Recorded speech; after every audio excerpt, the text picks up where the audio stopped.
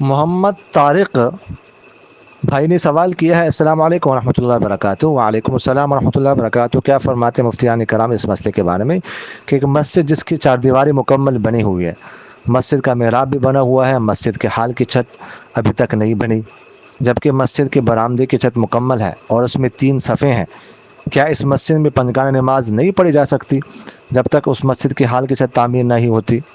برآمدہ اتنا وسیع و عریض ہے کہ اس میں نمازی حضرات آسانی سے باجماعت نماز ادا کر سکتے ہیں، اور برآمدہ نمازیوں کی موجودہ تعداد سے بہت بڑا ہے۔ مغرب عشاء فجر کی نماز حال میں بھی ادا ہو سکتی ہے کیونکہ اس وقت دھوپ نہیں ہوتی۔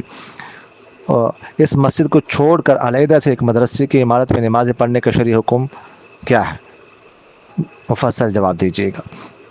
دیکھیے گا، جب کوئی جگہ مسجد کے لیے وقف کی جائے نا، تو بس وہ اس میں نمازیں پڑھی جا سکتی ہے۔ اب اس کے لیے چار دیواری، چھت وغیرہ، عمارت کی ضرورت ہی نہیں ہے۔ عمارت نہ بھی، اس کے بغیر بھی اصل تو زمین ہے، جگہ ہے، اس میں نمازیں پڑھی جا سکتی ہے۔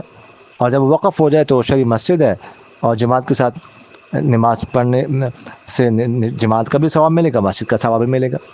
تو اس کے علاوہ بغیر ضرورت کی باہر جماعت نہیں کرنی چاہیے۔ اور جو حضرات مدرسے میں جماعت کے ساتھ نماز پڑھ رہے، اگر کوئی ان کا عذر ہو، کوئی طلباء کے تعلیم کے اوقات اور جماعت مسجد کی جماعت کا وقت، نماز کا وقت کا آپس میں کوئی ٹکراؤ پیدا ہو رہا ہو، اس وجہ سے وہ وہاں پر جماعت کے ساتھ نماز پڑھتے ہیں تو پڑھ سکتے ہیں۔